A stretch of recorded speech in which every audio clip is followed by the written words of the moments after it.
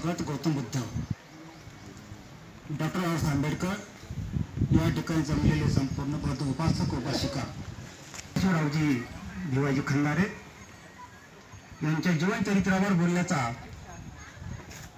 हा शेवटचा योग आहे. बाकीच्या सगळ्या गोष्टीला बगल देऊन मी त्यांच्या जीवन चरित्रावर 2 शब्द मांडण्याचा प्रयत्न करतो.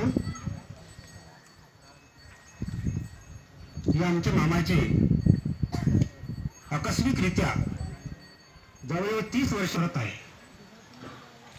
3 दिवस जरी माणूस आला स्वतःच्या 30 वर्ष सेवा करणं याविषयी त्यांचं अंधतात गेलं.